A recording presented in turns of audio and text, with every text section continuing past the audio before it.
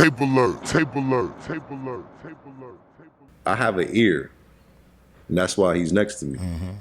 You know what I'm saying? Like, my ear has not lied to me my whole career. Mm-hmm. You know what I'm saying? Like, I knew who the next artist was going to be that was going to bust out of New Jersey, out of New York. You know what I'm saying? Like, I had hands in a lot of it behind the scenes that people don't even know about. You know what I'm saying? But, so when I go to the club, a lot of people bring their music up to me in the club. I was like, right now ain't the time. You know what I'm saying? Like, it's like, imagine you going up to a rapper while he performing and saying, hey, my man, you know, why don't you rap like this? Yeah. I'm like, damn, I'm performing. You know what I'm saying? So, like, I feel like people need to respect the DJ space a little bit better. Speaking of that not being a good time, when is a good time? After the set. After the set. So just be there to the club over, get a chance. Even before the set, but you never know somebody running late or like, you know what I'm saying? Like, I be in the zone. I don't want to talk to nobody before my set because I'm in the zone. I want to go in there and beat it up. You know what I'm saying? That when the people around me will tell you, like, nah, Trent's be on some other shit. Like, when you're on the way, don't talk to him. Just let him rock. But then after, my whole, like, mood changed. I'm like, I'm good. I'm relaxed now. You know what I'm saying? So, that's what it is. People get upset sometimes, but I'll tell you one thing. I speak my mind all the time, and I tell somebody how it is. I know y'all Leos, you know man. I know how y'all do. Yeah. That's exactly what Leos do. Tell me, what was it like your first time DJing on Hot 97? How'd that come about? It was terrible. Terrible. Yeah, I fucked up. Talk about it. Where you fucked up? How that story went, man? I basically, I want to say, I was thrown in the fire. It was just like, people don't realize that like DJing in the club and DJing on the radio are two different things sometimes. There's rules. In the club ain't no rules. You just do what you want. And if the people don't like you, then they're going to hit you with an ice cube, boo you, walk out, and it's a bad night. And you see the results of it. You're on the radio, ain't nobody in front of you. You got to follow rules because if like you do the wrong thing, then you lose listeners that you can't see. And then the bosses see it and they're like, all right. And then the advertisers don't pay for the advertising money and then you lose the job. So it's different. You know what I'm saying? So so my first night, nobody told me that the computer is for this. Like, I'm just like, all right, I got records. I'm going to spin these records like I do in the club. Oh, so you bought your own records? Yeah, I brought my vinyl. And then there's a computer with like drops and like all types of shit that I ain't know none of it. I don't know. I'm pushing no buttons. I don't push no wrong button. You know what I'm saying? And you have to give away prizes and all types of shit. I was like, man, nobody trained me for this. They kind of just threw me in there. And then I had a 4-hour set. So wait, how'd that happen? Were you there? You was all right. You're an intern there, and what? Somebody didn't show up? I never interned for Hot 97. I interned for Flex. Oh, okay. There's a difference. He had his own company, so inside of Hot 97. No. He had his own office. Okay. His own thing. So so again, I never thought that this was something that I could obtain, but when I realized that I could be a big DJ, that was my plan. I'm like, I just want to be a big DJ in the club. You know what I'm saying? So like when I got to that, then everybody started saying, well, why you not on the radio? I'm like, radio? I can't be on the radio. What you mean? You know what I'm saying? Like, that was my mentality, that I couldn't do things. But when people started saying to me, I was like, nah, I'm gonna get on that radio. So so I put it in the universe and it started to come my way. I believe in energy. You know what I'm saying? Like, I do too. So, it's real. So I gave myself a deadline and everything. I said, if I'm not gonna be in the radio by this date, I'm gonna stop. I'm gonna do something else. And 2 days, it was my birthday. 2 days before my birthday, I got a call. You know what I'm saying? Like for the employment. But before that, before you get employed, they give you a shot. Okay. That was my shot, and I fucked it up. And they told me I could never be on the radio. The main person up there at the time was like, so Flex gave me my shot. Flex was like, it was Flex show. Flex was like, hey man, like, I went from interning with Flex to actually having a position in his office, then becoming his right hand, running his car shows, everything. Like, I was bringing money to the table. You know what I'm saying? I was never regular. You know what I'm saying? So I did the internship just to get in and figure it out. You know what I'm saying? So I believe that if you want to do something, get next to whoever the biggest person is. Okay. You know what I'm saying? Or you're going to settle for less. You know what I'm saying? So that's what I went for. You know, so back to the first night, Flex was like, oh, I'm going to be out of town. I need you to cover for me. And I'm just like, all right, cool. I went in there and played a Fat Man Scoop record that was labeled wrong. One side said dirty, that was clean, and the other side said clean, that was dirty. And I played the dirty part on the radio, and it was like, who's fucking tonight? Who's fucking tonight? Who's fucking tonight? Yeah, that shit scared the shit out of me. That shit scared the shit out of me. I'm like, ah. So like, I didn't know what to do. Like, I know what to do now. I just hit a drop on the computer, you know, take the volume down, turn the record over. By the time the drop's over, you can play the other side. I just stopped the record with my hand. And she was like, zzz. I flipped that bitch over and turned it back on, and I had another 3.5 hours to go, and I was shook. And then people around me were trying to help me out a lot, and there was an individual that was trying to help me, and she got on the microphone for me, and she was just like, oh, you got to give away the prize. I'm like, I don't know how to do that. So she did it, and that's really what got me in trouble, because I let somebody else rock while I was on. Okay.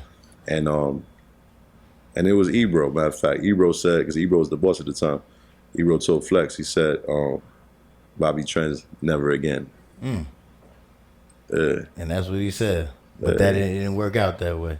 Nah, because I don't let things like that stop me. Absolutely, keep pushing. Shout out to Ebro. Well, shout out to Ebro. You know what I mean? That's my peoples, though. We cool. So Okay. You know, that's how our relationship started. All right. Yeah. So what's the importance of an artist having their own DJ? I'm sorry? What's the importance of an artist, like having their own DJ? Having their own DJ? Yeah. I think creatively, well, see, it depends on what you're saying. Like. Well, let's say Fab got DJ booth. Yeah. Okay. So they actually have a great relationship. You know what I'm saying? Like Boom and Fab. Like, you know, the artist has to appreciate the DJ's talent and trust him with making sure that his show go right.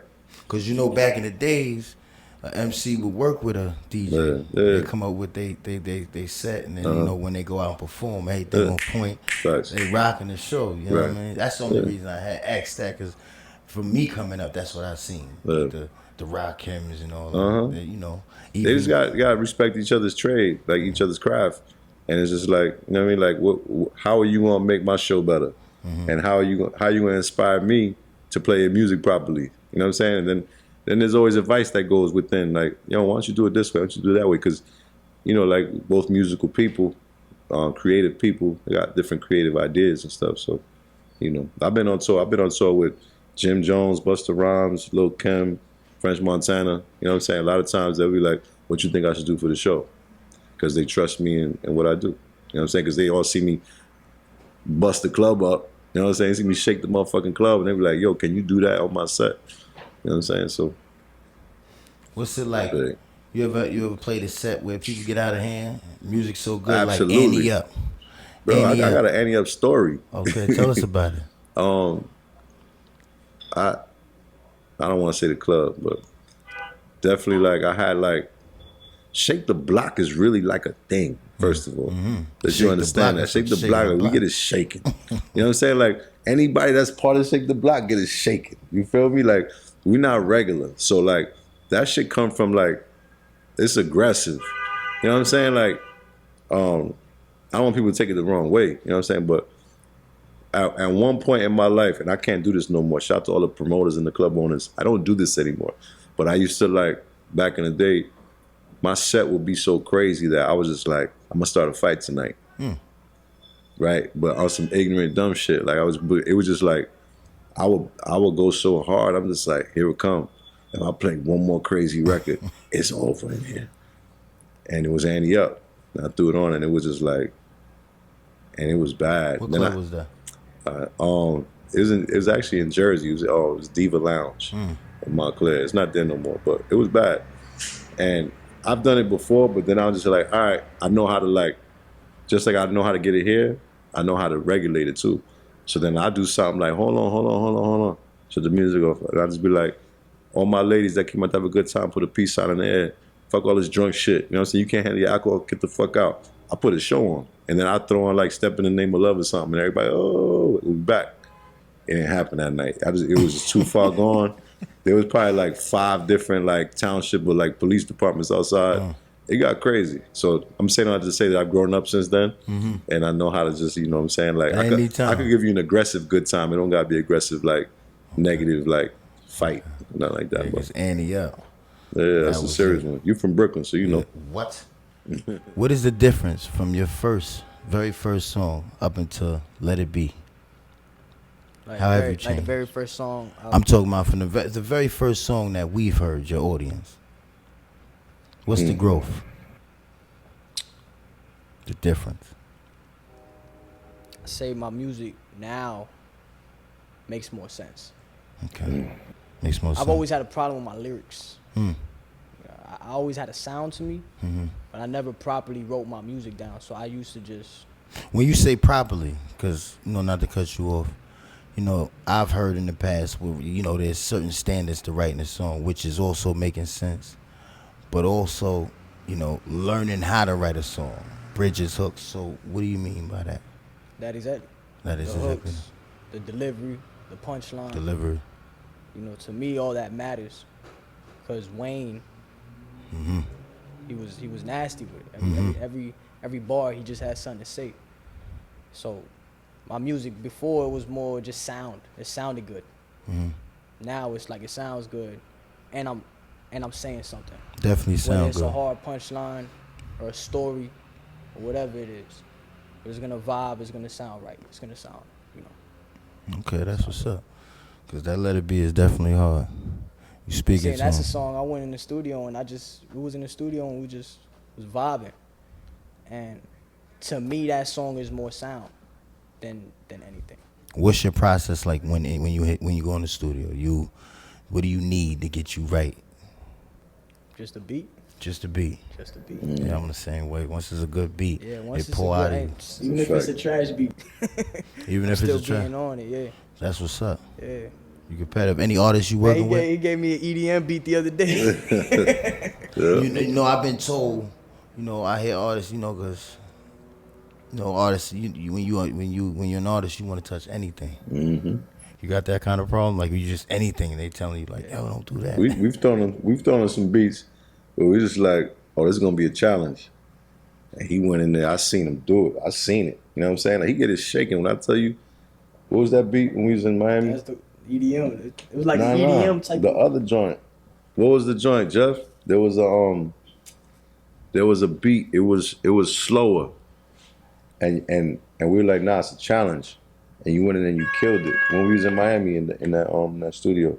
The one that we had to take the beat. And was it EDM? No, it gave me that EDM vibe. It probably that's wasn't house music, EDM, right? but That's that. it gave me that type vibe. He went in there and killed that shit. BPMs is crazy. Okay. Remember? Killed that. I tell him I'm undefeated. There's no beat that I can't do. There's no beat you can't beat. Nah, there's no. Exactly. That's the best way to put it. There's no You beat work that with I can't. certain producers, or what producers do you work with? I don't think there's any like particular. I think it's Just grab a there's- beat. I mean, I don't know. Jeff be sending me 10. It's called 1-800-HITS. 1-800 hit. 1-800-HITS. He sent me like 20 beats at a time, so I don't even be on YouTube. I don't see who the producer is or nothing. So I just listen to the beat, and if I like it, I'll, Go in. We definitely have him ready for him. Right? Pretty much. I write a whole song in 30 minutes, 35 That's good. minutes. That's what's up. As a team, we like, shout out to Jeff the Don. As a team, we really sit back and we analyze the artist and like, you know, I got an ear, Jeff got an ear. We just like, I want to know how you're going to do with this. According to whatever we heard from him already, we just say, all right, we're going to throw him something with little steroids on it because we like this, but we know he could be bigger. You know what I'm saying? So like, we give him like, and we could give him like 20 beats and the ones that we like the most, he might not rock with, and then he'll take the other ones and be like, damn, and he went in and destroyed. You know what I'm saying? So like, our formula works. Y'all gonna see. Just rocking and rocking. Any artists you working with in the city right now? Nah, not right now. Just you. Nah, yeah. If you could work with any artist in the game tomorrow, who would it be? In the game, Right, I'm talking about you got two artists. That's it. Wayne and Drake. Wayne and Drake. And Drake. Yeah, Wayne and Drake. Okay. Wayne and Drake. Yeah, that's what's good, man. Because Wayne is definitely it. It's definitely it. Tell them about the project that you got out right now. What's the name of that project, and what do you have coming in the near future? Tell myself. That's an EP or that's No, that's a song. Single. Yeah. Yeah, that one was really you know, I say a letter to myself. You know, that's more on like a vibe, just kind of like just on some chill shit. The next one we got coming is a little more disrespectful.